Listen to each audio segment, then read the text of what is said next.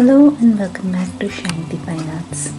So I finally put up my Christmas tree, and as I was putting up the Christmas tree and getting to see all the different Christmas trees around the town, at workplace, everywhere else, I got really inspired, and that is how today's painting in watercolor started. Without much ado, let's get to our Christmas themed, holiday themed festive deer. In most of my paintings, I start with the eyes of the subject because, in my opinion, eyes are the soul of a subject and give a lot of meaning. So once I complete the eye, kind of have a feeling of moving forward in a much better direction. So I start off with the lightest colors at first, and that is my general principle when I'm working with watercolors. I start with the lightest colors and then slowly add layers of colors to darken the areas where I need darker values. Now, as you can see, once I establish the general area of the eye, I am starting to put paint all around the eyes in the different parts of the face of the deer, making sure that I am keeping the whole area wet but working a little smaller spaces at any point of time. But I'm trying to keep the entire area wet for as long as possible because since it's watercolor, it needs water to bleed and blend together and not have any harsh edges and lines. So you can see that although I am working in smaller areas, I'm trying to keep the whole area of the painting wet. And as usual, and like I mentioned just a little bit earlier, I'm starting from the lightest of colors and slowly building layers to get the darker layers or darker colors. And as I'm working with the muzzle, again, I am starting with the light areas, and some of the areas I'm even leaving the white of the paper to show through, to show the bright highlights.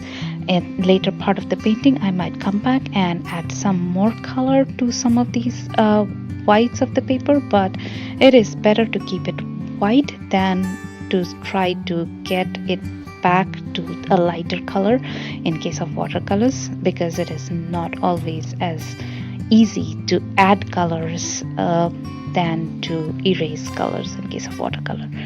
So I am working with purples and yellows mostly, and adding in some amount of blues for the darker or grayer areas.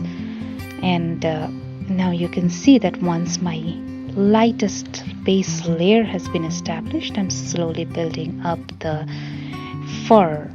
And the only thing that you need to be very concerned when you are painting fur is that your fur is painted in the right direction, because no matter how many layers you put on top of it, the initial layers of fur will show through at least a little bit, if not all. So just make sure that your direction of the fur is correct. Otherwise, you can build layers and slowly get the values right.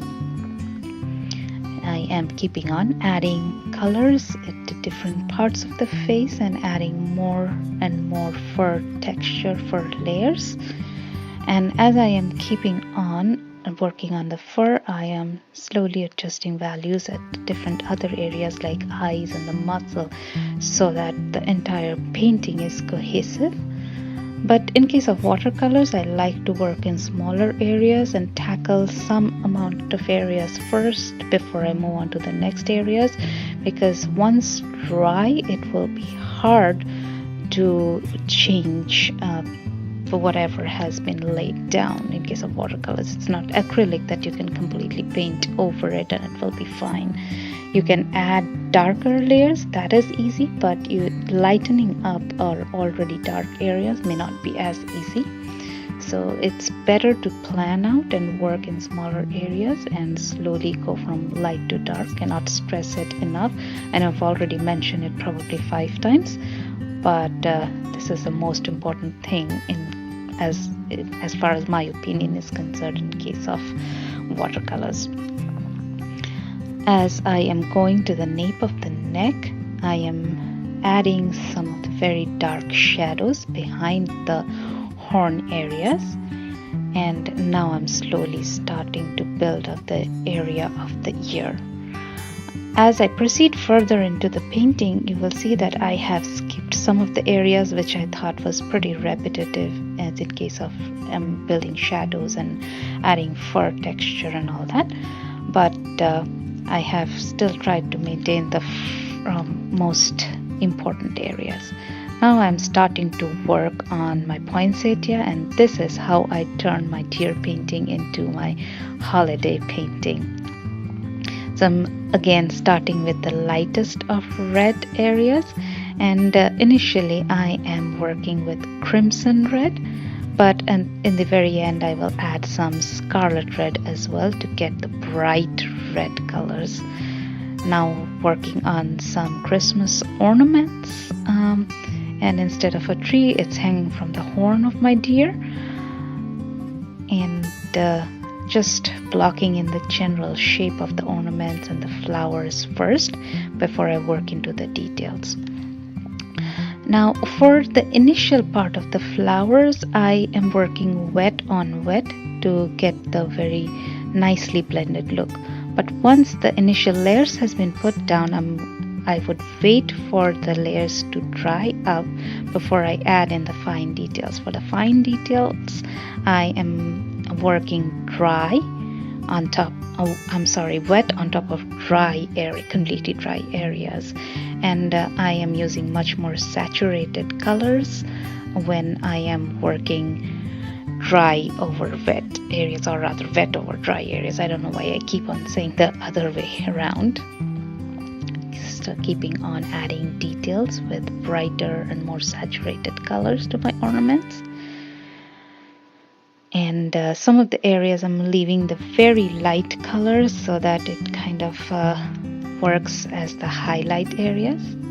Now I'm adding the basic layer to the horn areas, and I'm using kind of a orange, yellow, and layers of brown, and then I'm coming back with purples and darker browns to get the details in the horn areas. A big because of the angle of my camera, a little bit of the horn painting is missing, but I can assure you that you haven't missed much of the details, because most of the horn I've painted in the same way, so it is very much repetitive process. So if you have seen some of the areas, the other areas just work the same way. Adding in more and more details, and just like the ornaments, some of the areas I have worked wet on wet when I wanted the paint to bleed through and get the blended look. But once the initial darks and light values were established for the fine details, I have let the ground layers go completely dry and then used saturated colors on the dry surface to get the fine details. So you can see that the general principle is that as long as you want the blended look and you want the colors to bleed into one another and get the general layout, you would want to work wet on wet and try to keep the painting surface wet. But once the general layout has been laid down and you have established your general darks and lights, for the fine details you want the surface to get completely dry and then work dry or wet on top of dry areas. In this case, I'm still working wet on wet primarily, and with that I come to the end of the painting. I hope you've enjoyed my holiday painting as much as I've enjoyed doing them. Give me a thumbs up if you like it and share your thoughts in the comments. Happy holidays!